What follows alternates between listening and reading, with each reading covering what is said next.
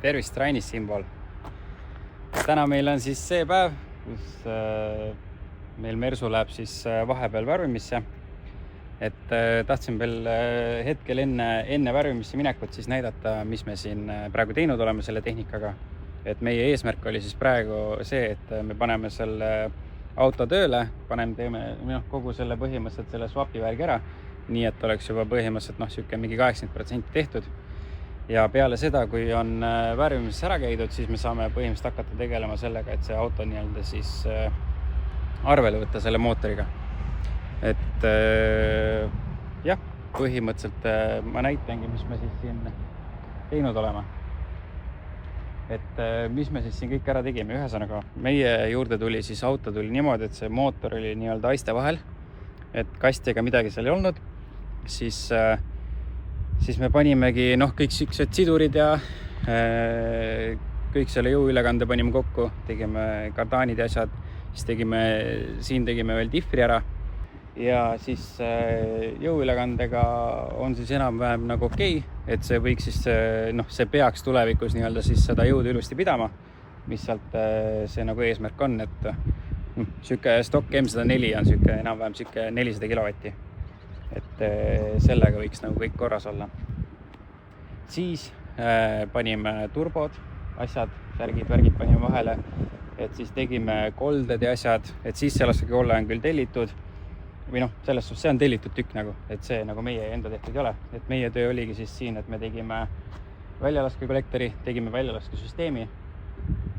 Täiesti lõpuni me ei saanud teha, sellepärast, et tagastanget küljes ei olnud ja selle lõpetame ka siis täpselt samamoodi, kui värvimisest tuleb tagasi ja tagastange nagu küljes, et me saame selle lõpuosa siis teha, et summuti tuleb ka veel omakorda klapiga.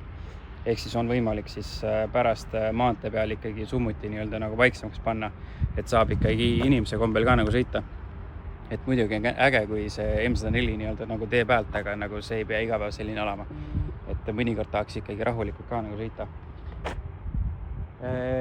Siis tegime kõik juhtmestikku siia, et siia läks siis Maxeco Race Gen 1 läks siia ja termokahanevaga juhtmestik, siis on kõik jahutussüsteemid. Siin on siis niimoodi, et kuna sellele M104 mootoril on siis niimoodi, et jahutusotsad on mõlemad siis juhi pool, ehk siis ühel pool, siis sellist jahutust radikat ei olnud nagu võtta kohe nagu Bolt on, mis oleks sobinud siis näiteks kas 124 või siis 201. Et siis me pidime põhimõtteliselt vaatasingi netis ringi, vaatasin radikat, millel oleks siis otsad vähemalt siis nii-öelda nagu ühel pool ja siis ma lõpuks leidsingi, see on siis Nissan Skyline'i radikas. Ma keerasin selle tagurpidi ja siis keevitsin nii-öelda selle radika korgi osa keevitsin lihtsalt kinni ja oligi otsad juba õigel pool. Et siis oli vaja lihtsalt teha uued kinnitused ette, et see ka nagu ei ole probleem. Et meil on siis kokku pandud niimoodi, et see intercooler ja jahutusradikas on nagu ühe kinnituse all.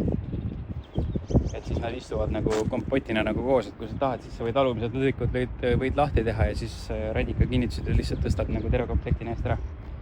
Et see on ka siuke väike asi. Siis tol hetkel meil veel ei olnud skännerit, aga me tegime siis siia paagid ka täpselt samamoodi. Et siin on tehtud siis jahutuspaak koos karteri tuulepaagiga on nii-öelda kokku tehtud vaheseinaga ja siis teisel pool on meil klaasipesupaak. Et kuna see on täna auto, siis võiks ikkagi klaasipesu ka nagu töötada, et oleks nagu hea. Jah, suht koht selline ta ongi, et ütleme nii, et see on väga mõnus ehitus olnud. Ühesõnaga see auto on saanud nagu heade asjadega kokku panna, et mis nagu mulle just meeldib. Et saab tagada nagu ikkagi mingi nagu kvaliteedi ka selles suhtes. Siis jõuülekandega seondub veel, et kuidagi on vaja ju käiku ka vahetada. Et siis võtsime Pesur Motorspordi käest võtsime siis NP shifterid, võtsime mitu tükki, ma võtsin siia, siis võtsin endale ka täpselt samamoodi, et driftikale võtsin ka. Nii, keeran korra kaamera ringis, näitan. Nii, ühesõnaga selline on siin, et NP shifter ja siis Mersul ongi see teema, et nende 6 kastidega on siis tagurpidi käik on tegelikult siin taga vasakul. Siis nende tavaliste shifteritega on oht see, mis minul enda autol oli täpselt samamoodi. oli see, et kui sa panid esimese ja hakkasid teist tõmbama, siis oli oht, et sa tõmbasid üldsegi tagurpidi käigu nagu. Et siis hakkas nagu ragistama, aga selle MPS ühtegi ongi nagu hea see, et saab neid nagu külgliikumisi siis nii-öelda takistada. Et täpselt ongi see, et kus see on esimene, teine käib ära ja siis vajutad nuppu alla ja siis saad tagurpidi käigu panna. Et selles suhtes on väga hea asi. Et mulle väga meeldib see. Aga siis paneme käima ka, et siin olulisem ongi tegelikult kõik nagu räägitud, siin mingid on näidatud, panen veel siia mingeid lühiklippe ka nagu vahele, et ma arvan, et nüüd on aeg lihtsalt pill käima panna.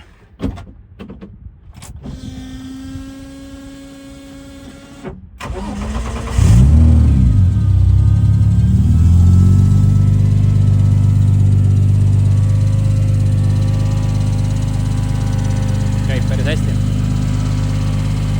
M104 hääl on alati ülimõnus olnud, nagu käib päris mahedalt.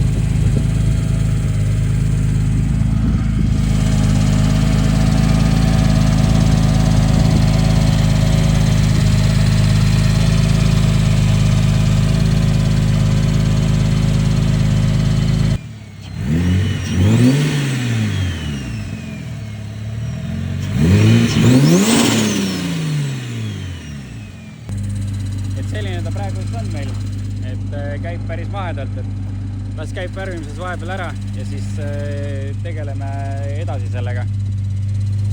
Aga võib-olla olete juba tähele pannud, et mul on midagi ägedat seljas. Lasime siis koostöös siis Wolframiga lasime uue mürtsi lasime välja, et väga siuksed mõnusad riided. Ma panen selle auto kinni. Et ühesõnaga jah, lasime siis korraliku mürtsi teha, et siin aastate jooksul olen ikkagi pikalt nagu mõelnud ja proovinud erinevaid nagu ettevõtteid ja asju, et kes teeksid ägedat sükest mürtsi ja süke kvaliteetne. Et siis ma juhuslikult nägin äkki nägin Instagramis või Facebookis nägin nende nii-öelda mingit videot ja siis ma hakkasin lihtsalt huvi pärast nagu uurima, et kuidas need nagu tehtud on.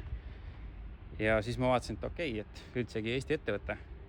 Võtsin siis ühendust ja saatsin neile enam-vähem oma nagu idee, et ChatGPT järgi tegin põhimõtteliselt siis mingi idee nagu valmis, et milline see mürts võiks üldsegi nagu välja näha.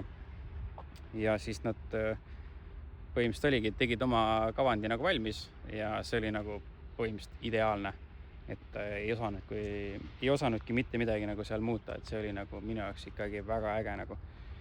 Et see on siis kõik põhimõtteliselt Eestis on ise tehtud, et selles suhtes kõik on nii nagu peab ja siia on täpselt saanud nagu siuksed asjad peale panna ja siin on kõik Eesti lipud ja nimed ja siin on varuka peal on ka täpselt samamoodi. Ühesõnaga selle video eesmärk oli siis näidata Mersu ehitust, et mida me siin pikemalt oleme ehitanud juba, et lõpuks anda meil siis sellel maal, kus me saamegi ta vahepeal siis ära saata ja siis ta tuleb meie juurde, tuleb tagasi ja siis teeme viimased, ütleme nii, et väiksed nii-öelda nokkimised veel, mis seal vaja koos salongiga vaja teha, et mõned asjad on vaja sinna tassi taha vaja ühendada ja et sellised asjad saab ära teha. Ja peale seda siis võtame ta selle mootori karvele ja siis lähme Dinosse ja siis ei tea, võib-olla näeme ka kuskil ringrajal seda autot, et seda veel ei tea. Aga seda me näeme, loodame, et ikkagi näeme. Ja ma loodan tegelikult niimoodi ka, et kui see auto ja minu enda auto saavad kunagi valmis, siis need võiks kunagi koos ka nagu ringrajal sõita. Sellepärast, et meil on siis üsna palju sarnaseid asju, et siis meil mõlemal tuleb Evo 2 replika, põhimõtteliselt, et bodykitid on Evo 2, siis meil on mõlemal OZ Racing väljad, erinevat värvi et välimus on üsna sarnane, mootorid on erinevad ikkagi, aga see võib olla päris äge vaatepilt, kuidas kaks samasugust autot paugutavad kuskil ringrajal ja ka tänavapildis on päris äge tegelikult. Aga selge, aitäh vaatamast ja pane like ja subscribe ja jep, tšau!